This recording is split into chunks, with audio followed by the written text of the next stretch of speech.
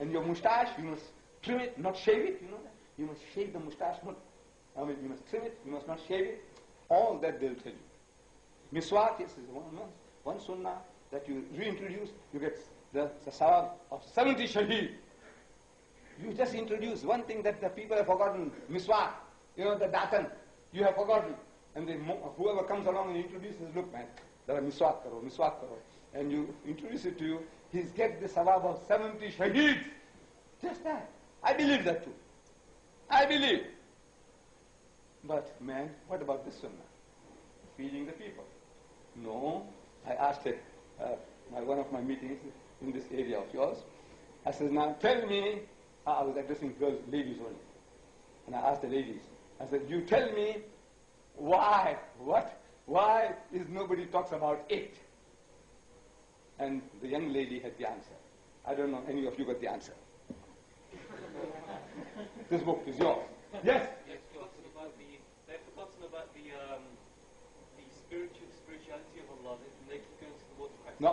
It costs money. It costs money. Yeah, this sunnah costs you money. Kibai khilao, chai pilao. No, it's going to cost you money. That's why nobody talks about it.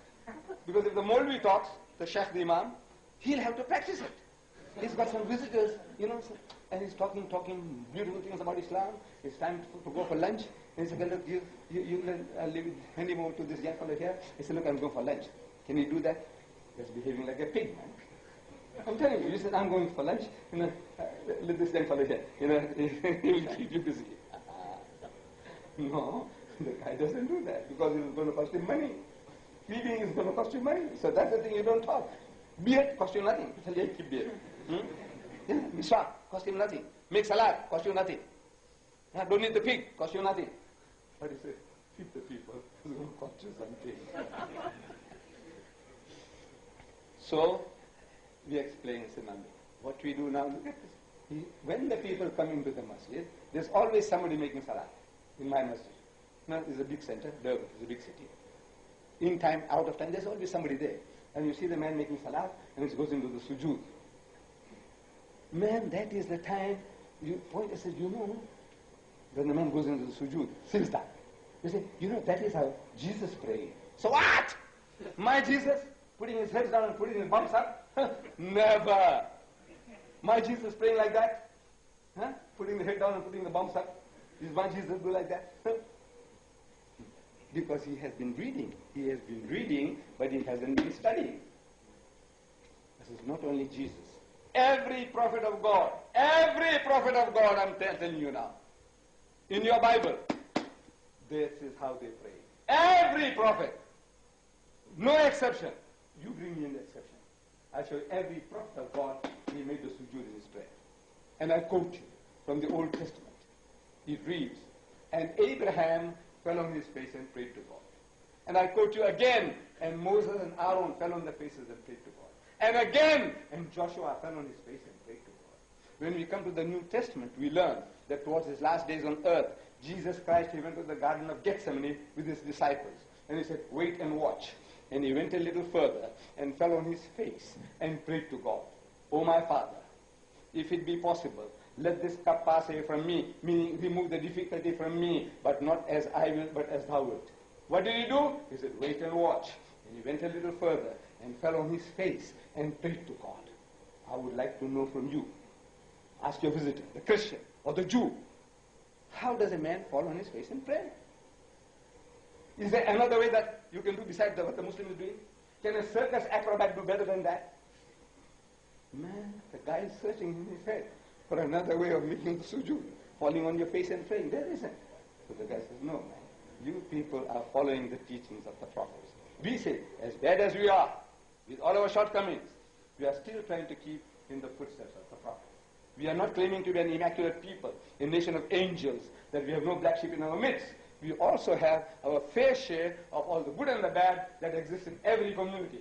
But you will find that the Muslim is more particular in the fulfillment of his religious obligations than any other religious group. After having done something like that, now it's time for lunch. Take him back home.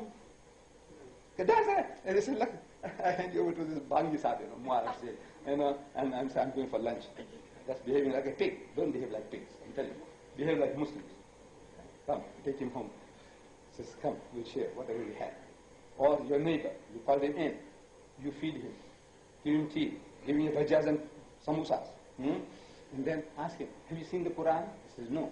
So, do you like to have a look at it? Nobody ever says no. It's the nature of man. He wants to know why, man. Inquisitive. You want to know what it's like. What is this Quran like? So take it out. I don't know whether the Qurans are available. Are they available outside? No. This book, The Choice, is available. Get this Quran out. Get them, man. Get them. And wallah, the Qurans are cheap. We were offering in our meetings in all the other places when the stocks were there. We said, encyclopedia, this encyclopedia, the Quran, over 2,000 pages for £6. 2,000 pages for £6. This measly thing, £10. 244 pages for £10. The Quran we are offering is £6. And if you buy two, £5 each. £10 for two. Means over 4,000 pages you get for £10. Over 4,000 pages. But the Muslim, I don't know what sickness has got of him. I don't know what it is, that he finds that is also difficult to shell up. It makes me very sad.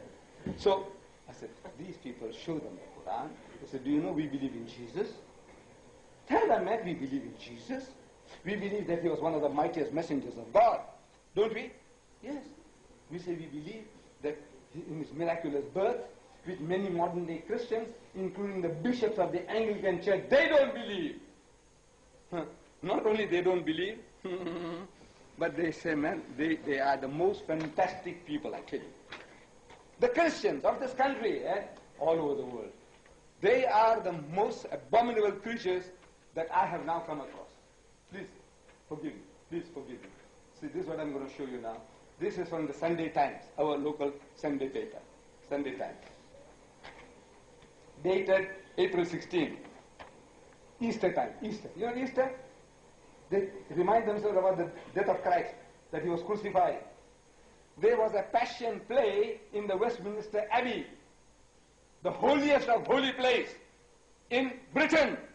The holiest place, like Makkah is to us, what St. Peter's in Rome is to the Catholics, Westminster Abbey is to the Anglican Church. Westminster Abbey. This is where the Queen goes. She is the defender of the faith. And maybe she was there when this passion play, meaning the turmoil and the trouble, the trial, the tribulation that Jesus Christ went through, when he was crucified. And while the play is going on in Westminster Abbey, I'm reading now, a play in which Jesus Christ was referred to as a sorry-looking bastard. This is what they call the God. A sorry-looking bastard. The God. This is the God. And in Westminster Abbey, maybe the Queen was there, the defender of the faith. She's there. That sorry-looking bastard left some of its Westminster Abbey audience shocked and tearful on Good Friday. The 3-hour production, funded by Methodist, Anglican, and Roman Catholic churches. Funded by all these people, that play. And in that play, this actor is made to say this sorry-looking bastard, Jesus getting crucified.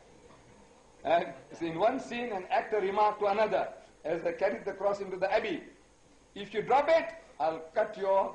I can't. My sisters are listening. I can't read it. There are sisters in the background. Yes, I can't read that. I'm telling you, I can't read this, man. I can't read this. But during the crucifixion of Christ was taunted with shouts of, Jew boy, that I can say. They call him Jew boy, that sorry-looking bastard. They can call their God. And he said the playwright Justin Butcher, a practicing Anglican, was unrepentant, saying, you have to convey a degree of violence and humiliation to make this story real. To make it look like a real thing, you have to speak words and shit like this, to make people get shocked. To say, oh, what